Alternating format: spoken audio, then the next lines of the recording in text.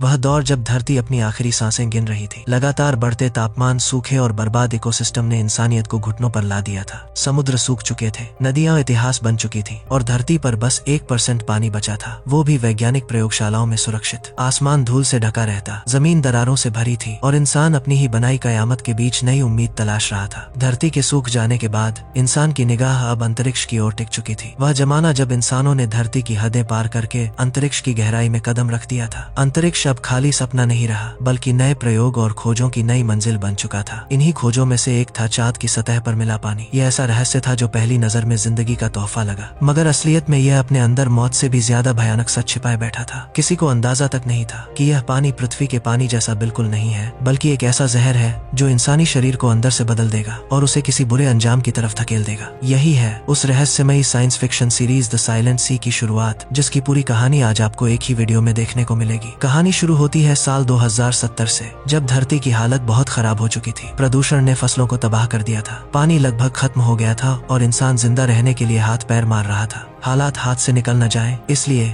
वैज्ञानिकों की एक टीम को चांद पर बने एक रिसर्च सेंटर भेजा गया। वहां उनका मकसद था चांद पर मौजूद क्रिस्टल वाले पानी का रिसर्च करना और उसे इंसानों के इस्तेमाल लायक बनाकर वापस धरती पर लाना। यहीं पर एक अजीब सा एक्सपेरिमेंट किया गया। वैज्ञानिकों ने उस पानी को एक मर रही मछली के मुंह में डाला। पहले तो कुछ नहीं हुआ, लेकिन अचानक टैंक में पानी अपने आप भरने लगा और वह मरी हुई मछली फिर से तैरने लगी। वैज्ञानिकों का यह पहला प्रयोग सफल दिखा, लेकिन थोड़ी देर बाद चांद के उस बेस पर एक ऐसी घटना हुई जिसने सब कुछ पलट दिया। वहां मौजूद सारे वैज्ञानिक मर गए और पूरा बेस खाली हो गया। 5 साल गुजर गए और अब 2075 में धरती पानी की कमी से कराह रही थी। हालात इतने बुरे थे कि लोग प्यासे मरने लगे, बच्चे विकलांग पैदा होने लगे और गरीब लोग गंदा पानी पीकर बीमार होकर मर जाते थे। हमेशा की तरह सरकार ने समाज को अलग अलग हिस्सों में बांट दिया। अमीरों को साफ और भरपूर पानी मिलता, जबकि गरीबों के हिस्से में गंदा और बहुत कम पानी आता। बड़ी बड़ी कंपनियां पानी बेचकर खूब पैसा कमा रही थीं और गरीब इंसान सिर्फ पानी के लिए मजदूरी करने को मजबूर थे। इन्हीं हालात में हमें दिखती है कोरियन स्पेस एजेंसी, जो 5 साल पहले बंद हुए उसी मून बेस पर एक नई टीम भेजने की तैयारी कर रही थी। इस मिशन को डायरेक्टर क्लोई संभाल रही थी, क्योंकि उस बेस में कुछ ऐसे राज दफन थे जिन्हें वह किसी भी हाल में छुपाए रखना चाहती थी। मिशन के लिए चुने गए कुल 9 क्रू मेंबर्स की कमान कैप्टन हान के हाथ में थी, लेकिन यह मिशन जितना जरूरी था उतना ही खतरनाक भी, क्योंकि 5 साल पहले हुए हादसे में वहां के 117 वैज्ञानिकों की जान चली गई थी। एजेंसी ने सबको बताया कि वह हादसा रेडिएशन लीक होने से हुआ था, मगर असली वजह कुछ और ही थी। एक ऐसा काला सच जिसे बहुत लंबे समय तक छिपाया गया। मीटिंग में मौजूद डॉक्टर किम को इस मिशन पर जरा भी भरोसा नहीं था। वह जानती थी कि एजेंसी कुछ छिपा रही है और 5 साल पहले मरे वैज्ञानिकों में उसकी अपनी बहन भी थी। इसलिए शुरू में उसने मिशन पर जाने से साफ मना कर दिया, मगर डायरेक्टर क्लोई ने उसे मनाने के लिए जिंदगी भर साफ पानी का गोल्ड कार्ड ऑफर किया और सच का पता लगाने की चाहत ने आखिरकार डॉक्टर किम को हाँ कहने पर मजबूर कर दिया। उसके मन में एक और कारण था। मरने से पहले उसकी बहन ने उसे एक सीक्रेट मैसेज भेजा था जिसमें लिखा था कि लूना को ढूंढो। यही शब्द डॉक्टर किम को बार बार परेशान कर रहे थे और अब वह इस रहस्य की जड़ तक पहुंचने के लिए इस मिशन का हिस्सा बन चुकी थी। डायरेक्टर ने सभी क्रू मेंबर्स को बताया कि उनका काम सिर्फ मून बेस से रिसर्च किए गए कैप्सूल को लाना है। उन्हें यह नहीं बताया गया कि उन कैप्सूल में क्या है, बस इतना कहा गया कि वे बहुत कीमती हैं और उन्हें बहुत ठंडे तापमान में ही लाना होगा। मिशन के लिए सब तैयार हो गए, लेकिन लॉन्च से ठीक पहले एजेंसी ने उनके मेन पायलट को बदल दिया, जिससे टीम के अंदर आपस में मतभेद हो गया। फिर भी कैप्टन हान ने सबको शांत किया और स्पेसक्राफ्ट उड़ चला। जहाज सही सलामत ऑर्बिट में पहुंचा, लेकिन चांद पर उतरते समय अचानक सिस्टम में गड़बड़ी आ गई और उनका शिप बेस से कई किलोमीटर दूर जाकर क्रैश हो गया। सभी घायल हालत में स्पेस सूट पहनकर बाहर निकले और पता चला कि वे बेस से पूरे 8 किलोमीटर दूर हैं। शिप पहाड़ से नीचे गिर चुका था और उनका वक्त तेजी से निकल रहा था। घायल क्रू मेंबर्स में से एक ने मरने से पहले कहा कि उसे उस बेस का असली सच पता है और वहां बहुत खतरनाक चीज मौजूद है, मगर पूरी बात बताने से पहले ही उसने दम तोड़ दिया। यह सुनकर बाकी सबको शक और भी ज्यादा हो गया कि एजेंसी ने उनसे कोई बड़ा राज छुपाया है। ऑक्सीजन तेजी से खत्म हो रही थी, इसलिए सब जल्दी जल्दी चलते हुए बेस तक पहुंच गए और वहां अपने टैंक्स भर लिए। एजेंसी ने बताया था कि अंदर रेडिएशन लीक हुआ है, इसलिए किसी ने अपने सूट उतारने की हिम्मत नहीं की। यहीं पर डॉक्टर किम को अपनी बहन का आखिरी मैसेज याद आया, लूना को ढूंढो। यही वह पहेली थी जिसने उसे इस मिशन तक खींच लिया था। अब सवाल सिर्फ इतना था कि आखिर यह लूना कौन है और उसकी बहन ने मरने से पहले उसे यह बात क्यों बताई थी। बेस के अंदर कदम रखते ही सबके सामने मौत का भयानक मंजर फैल गया। चारों तरफ क्रू मेंबर्स की लाशें बिखरी हुई थीं, जो पिछले 5 सालों से यहीं पड़ी थी। लेकिन असली झटका तब लगा जब सबने देखा कि ये लोग रेडिएशन से नहीं बल्कि पानी में डूबकर मरे थे। चांद जैसी बंजर जमीन पर इतना पानी कहां से आ सकता था कि इंसान उसमें डूबकर मर जाए। आगे बढ़ने पर उन्हें पता चला कि बेस के सारे सिस्टम बिल्कुल सही चल रहे थे और वह रेडिएशन जिसका डर दिखाकर उन्हें यहाँ भेजा गया था असल में था ही नहीं।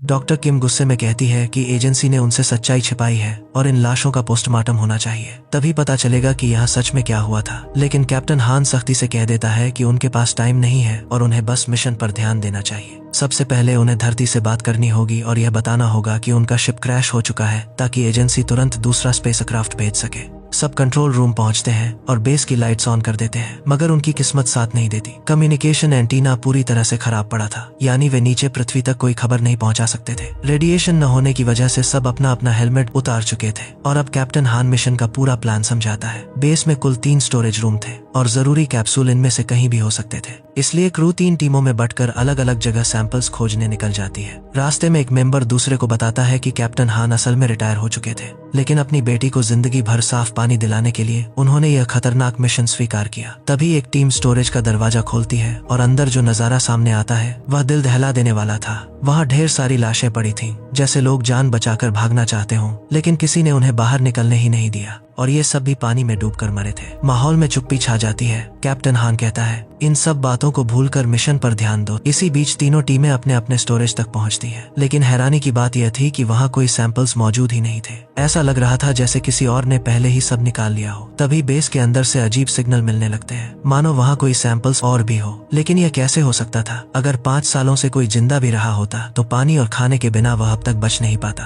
तभी एक टीम को एक लाश के पास आखिरकार एक कैप्सूल मिल जाता है। जैसे ही मेंबर उसे उठाने की कोशिश करता है, अचानक बहुत सारे नैनो पार्टिकल्स उसकी आंखों से उसके शरीर में घुस जाते हैं। उधर एक और जगह डॉक्टर किम देखती है कि अंधेरे में किसी ने उसके साथी पर हमला कर दिया और उसे बेरहमी से मार डाला। जो अकेला कैप्सूल वहां बचा था वह अनजान आदमी उठाकर भाग गया। अब यह साफ हो चुका था कि बेस में उनके अलावा कोई और मौजूद है और वह बेहद खतरनाक है। और सबसे खतरनाक बात यह थी कि वह भी सिर्फ कैप्सूल ही ढूंढ रहा था। डॉक्टर किम घबराकर सबको बुलाती है, लेकिन कोई उसकी बातों पर यकीन नहीं करता। तभी वे मरे हुए साथी की रिकॉर्डिंग देखते हैं, जिसमें साफ दिखता है कि सच में एक घुसपैठिया था जिसने उसे मार दिया और फिर वेंटिलेशन पाइप से भाग गया। अब सबके लिए यह मानना मजबूरी बन चुका था। टीम तुरंत कंट्रोल रूम में लौटती है और फैसला करती है कि बाहर जाकर रेडियो एंटीना को ठीक करना होगा ताकि वे पृथ्वी को सब सच बता सके। लेकिन इससे पहले ही वह मेंबर जिसके शरीर में नैनो पार्टिकल्स घुसे थे अचानक तड़पने लगता है। उसके मुंह से बहुत ज्यादा पानी निकलने लगता है और सब हैरानी से उसे बचाने की कोशिश करते हैं, लेकिन उसका पूरा शरीर पानी से भर चुका था। आखिरकार उसकी मौत हो जाती है,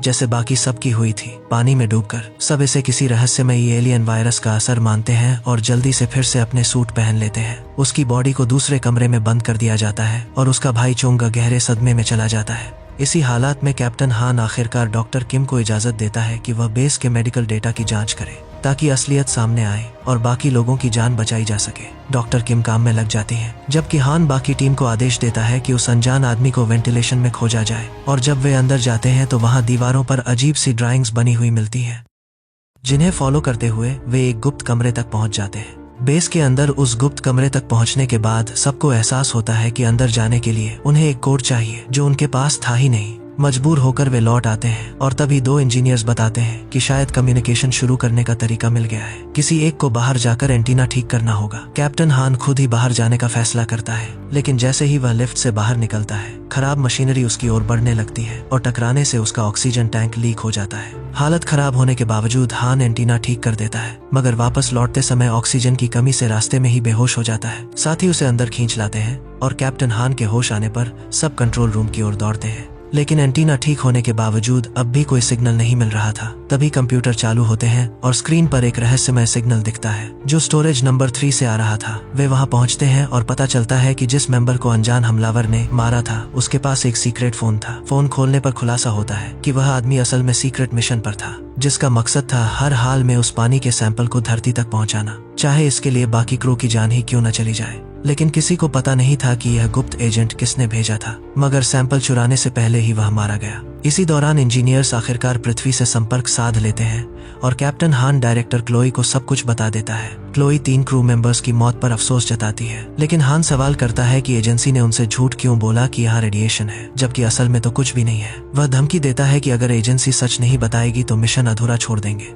मजबूरन क्लोई सच्चाई बताती है। पृथ्वी पर अब पानी लगभग खत्म हो चुका है और 5 साल पहले इसी बेस पर डॉक्टर किम की बहन ने चांद की सतह के नीचे से पानी खोजा था। लेकिन यह पानी नॉर्मल नहीं था। यह किसी भी जिंदा शरीर के संपर्क में आते ही तेजी से बढ़ने लगता और उसे अंदर से डुबो देता। एजेंसी ने सोचा कि अगर इस पानी को काबू करना सीख लिया तो वे पृथ्वी के सबसे बड़े खजाने यानी पानी के मालिक बन जाएंगे। लेकिन पहले प्रयोग के दौरान पूरे बेस के वैज्ञानिक डूबकर मारे गए और एजेंसी ने यह सच छुपा लिया। अब जबकि पृथ्वी पर पानी की बहुत कमी है, उन्होंने दोबारा प्रयोग करने का फैसला किया। हान भावुक होकर कहता है कि चाहे कुछ भी हो, उन्हें यह मिशन पूरा करना होगा क्योंकि उसकी बेटी बहुत बीमार है और साफ पानी न मिलने पर उसकी जान जा सकती है। यही वजह है कि वह रिटायर होने के बाद भी इस मिशन पर आया। अब वह और डॉक्टर किम फिर से उसी गुप्त दरवाजे पर जाते हैं और डायरेक्टर क्लोई द्वारा बताए गए कोड से उसे खोल देते हैं। अंदर जाते ही उन्हें बेस का पूरा डेटा और रिसर्च ड्राइव्स मिलती हैं। आगे बढ़ने पर वे एक ढक्कन खोलते हैं और जो नजारा सामने आता है वह हैरान कर देने वाला था। पूरे इलाके में घने पेड़ पौधे उगे हुए थे। कैप्टन हान तुरंत सभी मेंबर्स को इकट्ठा करता है ताकि मिलकर इस ढक्कन के अंदर मौजूद असली रहस्य को देखा जा सके। सिर्फ एक क्रू मेंबर बाहर ढक्कन की हिफाजत के लिए रुकता है, जबकि बाकी सब अंदर जाते हैं और देखते हैं कि वहाँ कई सारे स्टोरेज रूम हैं जो अजीब तरह से पेड़ पौधों से भरे हुए थे। यह पूरा एरिया पहले के बेस मैप में दर्ज ही नहीं था, इसलिए वे अब तक इसे खोज नहीं पाए थे।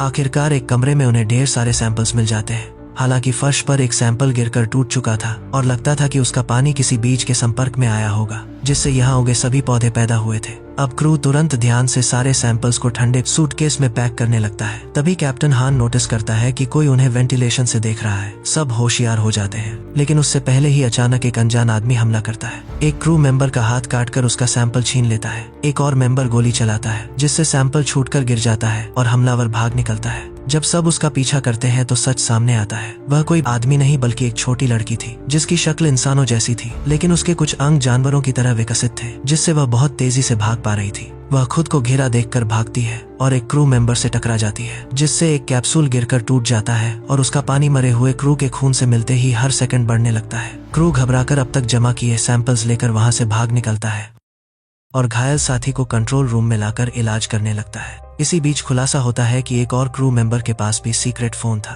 और वह किसी को मैसेज कर रहा था कि उनके पास कुछ सैंपल्स हैं। जवाब में उसे आदेश मिलता है कि बाकी सभी क्रू मेंबर्स को मारकर सारे सैंपल्स कब्जे में कर ले। रियो इस खतरनाक डील पर राजी हो जाता है। दूसरी तरफ बाकी क्रू मीटिंग कर चर्चा करते हैं कि वह रहस्यमयी लड़की कौन है और इतनी तेजी से कैसे चल सकती है। डॉक्टर किम अंदाजा लगाती है कि वह लड़की हर बार सिर्फ पानी के सैंपल्स पर हमला करती है, यानी उसे किसी तरह वही चांद का पानी चाहिए। इसी बीच कैप्टन हान पृथ्वी पर डायरेक्टर क्लॉय से बात करता है और उसे बताता है कि उन्हें कुछ पानी के सैंपल मिल गए हैं, लेकिन एक छोटी लड़की उन्हें बार बार अटैक कर रही है और क्रू को मार रही है। क्लॉय शांत होकर आदेश देती है कि उस लड़की को पकड़कर खत्म कर दिया जाए और जितने भी सैंपल मिले हैं उन्हें लेकर बचाव शिप का इंतजार करे। लेकिन फोन कटते ही खुलासा होता है कि क्लोई उस लड़की को अच्छी तरह जानती है और उसके पास उसकी एक तस्वीर भी मौजूद है। उधर कैप्टन हान अपनी टीम के साथ बेस के अंदर लड़की को मारने निकल पड़ता है, लेकिन जल्द ही समझ जाता है कि लड़की को पूरे बेस का नक्शा पता है, इसलिए वह आसानी से हर जगह पहुंचकर उनसे बच निकलती है। वहीं डॉक्टर किम जब रिसर्च डेटा चेक करती है तो पाती है कि पूरा रिकॉर्ड पहले ही किसी ने डिलीट कर दिया है। वह कंट्रोल रूम लौटने लगती है, लेकिन वहां देखती है कि रियो छिपकर सारे सैंपल चुरा रहा है। किम उसे रोककर पूछती है, तुम यह सब क्यों कर रहे हो? टीम जैसे ही इस डरावनी सच्चाई के बीच फंस चुकी थी, माहौल और भी तनावपूर्ण हो गया था। डॉक्टर किम को अब साफ समझ आ चुका था कि रियो शुरू से ही उन्हें धोखा दे रहा था, मगर वह कुछ कर पाती उससे पहले ही वह छोटी रहस्यमयी लड़की लूना फिर सामने आ गई। रियो उस पर गोलियां चलाने लगा, लेकिन उसकी तेज हरकतों की वजह से कोई भी गोली उसे नहीं लगी। इस बार बाकी क्रू ने मिलकर उसे घेर लिया और किम ने सैंपल्स दिखाकर उसे शांत करने की कोशिश की ताकि वह किसी और को नुकसान न पहुंचाए। जैसे ही लूना ने सैंपल पकड़ने की कोशिश की, रियो ने पीछे से गोली चला दी। नतीजा यह हुआ कि कैप्सूल टूट गया और लड़की जमीन पर गिर पड़ी। किम ने देखा कि उसके शरीर के कुछ हिस्से मछली के गलफड़ों जैसे थे, मगर वह मरने के बजाय अचानक वहां से भाग निकली। किम को यकीन हो गया कि उसका शरीर इस पानी से पहले ही बदल चुका था। उधर पृथ्वी से खबर आई कि अब हालात और बिगड़ चुके हैं। पानी की कमी से दंगे भड़क गए हैं और समय बहुत कम बचा है। इस बीच रियो को फिर से आदेश मिला कि सभी सैंपल्स अपने कब्जे में लेकर बाकी क्रू को खत्म कर दे और उसने घायल टीम मेंबर को गोली मारकर रास्ते से हटा भी दिया। अब कैप्टन हान ने एक नया प्लान बनाया। अगर वे लूना को पकड़ लें तो उसके शरीर में आए बदलावों से उन्हें इस रहस्य की चाबी मिल सकती है। डॉक्टर किम पानी का सैंपल लेकर कॉरिडोर में खड़ी हो गईं और बाकी क्रू मेंबर्स आसपास ही छिप गए और जैसा सोचा था लूना पानी की लालच में फिर से आई। टीम ने दरवाजे बंद कर उसे घेर लिया, मगर इसी दौरान लूना ने किम को काट लिया। तभी किम ने उसकी गर्दन पर लूना नाम देखा और समझ गई कि यही वह मैसेज था जो उसकी बहन ने मरने से पहले भेजा था। हान ने उसे बेहोश कर दिया और किम उसे संभालने लगी। उसी समय रियो ने गेट्स लॉक कर दिए ताकि सबको मार सके, लेकिन इस अफरा तफरी का फायदा उठाकर लूना फिर से भाग निकली और किम भी सैंपल्स लेकर उसके पीछे चल पड़ी। पीछा करते हुए किम को वह गुप्त कमरा मिला जहां लूना पिछले 5 सालों से रह रही थी। वहां पुराने क्रू की तस्वीरें, कैप्सूल और सबसे जरूरी डेटा ड्राइव्स थीं। उन्हें खोलने पर किम को असली सच्चाई दिखी। पुराने वैज्ञानिकों ने न सिर्फ मछलियों पर बल्कि छोटी लूना पर भी प्रयोग किए थे। लूना असल में एक क्लोन थी और उससे पहले के 72 क्लोन प्रयोगों में मारे जा चुके थे। जो छोटी लड़की उनसे पानी चुरा रही थी वह लूना 73 थी, जो चांद के पानी से इम्यून हो चुकी थी। किम का दिल भर आया, मगर उसने देखा कि घायल लूना जब चांद के पानी से इंजेक्ट हुई तो उसके जख्म अपने आप भरने लगे। उधर हान को भी वह कमरा मिला जहां दर्जनों लूना क्लोन अब भी बैग्स में लटके हुए थे। तभी रियो और सन में सैंपल्स को लेकर हाथापाई हो गई। गोलीबारी में एक कैप्सूल सन के खून से मिल गया और कमरे में पानी तेजी से फैलकर उसे डुबोने लगा। रियो बेस से बाहर निकलने के लिए बेस के दरवाजे खोलने लगा, लेकिन जैसे ही उसने दरवाजे खोले पूरे बेस में तेजी से पानी भरने लगा। जब तक हान और बाकी क्रू कंट्रोल रूम पहुंचे, सन मर चुका था और गायब हो चुका था। अब पानी लगातार बढ़ रहा था और बाहर निकलते ही वह ठंड से जम भी रहा था। क्रू समझ गया कि पूरा बेस अब बाढ़ में डूबने वाला है और सब कंट्रोल रूम में इकट्ठा होकर चर्चा करने लगे कि अब उनका आखिरी कदम क्या होना चाहिए। डॉक्टर किम अब खुद को बीमार महसूस करने लगी थी, इसीलिए वह बाकी सभी से दूर एक कमरे में जाकर खुद को अलग कर लेती है ताकि किसी और पर असर न हो। मगर तभी उसके शरीर से पानी रिसने लगता है और चौंकाने वाली बात यह थी कि वह मरी नहीं बल्कि जिंदा बच गई। हान ने समझाया कि शायद नन्ही लूना के काटने की वजह से वह भी बदल गई थी और इसलिए यह पानी अब उन्हें मार नहीं पा रहा था। तभी पृथ्वी से खबर आती है कि उनके बचाव शिप को जानकारी मिली है कि एक और अमेरिकी शिप भी बेस की ओर बढ़ रहा है और सभी को एहसास हो जाता है कि रियो दरअसल शुरू से ही अमेरिकी एजेंसी के लिए सैंपल्स चुरा रहा था। उनका असली मकसद था रियो को उन सैंपल्स के साथ सुरक्षित ले जाना। किम घबराई हुई कहती है कि इस चांद के पानी को पृथ्वी पर ले जाना खतरनाक होगा, क्योंकि अगर यह वहां जाकर फैल गया तो पूरी दुनिया खत्म हो जाएगी और ऊपर से वे लोग लूना पर भी बुरे एक्सपेरिमेंट करेंगे। डायरेक्टर क्लॉय उनकी बात मानने को तैयार नहीं थी, मगर हान को लूना में अपनी बेटी की झलक दिखती है और वह उसे बचाने का फैसला करता है। सभी मिलकर लूना को लेकर बेस में भरते पानी से निकलने की कोशिश करने लगते हैं, लेकिन आखिरी गेट तक पहुंचने पर उनके सामने रियो खड़ा था। वह अपना पुराना वक्त याद करता है कि 5 साल पहले भी उसी ने पुराने क्रू को भागने से रोका था ताकि सरकार की सच्चाई बाहर न आ सके, और अब भी उसे वही करना पड़ रहा था। तभी हान मौके का फायदा उठाकर रियो को गोली मार देता है और उसके हाथ से सैंपल्स छीन लेता है, लेकिन गलती से हान के एक साथी को गोली लग जाती है और वह बुरी तरह घायल हो जाता है। सभी लोग जल्दी जल्दी सूट पहनकर बाहर निकलने लगते हैं क्योंकि अंदर का पानी तेजी से बढ़ रहा था।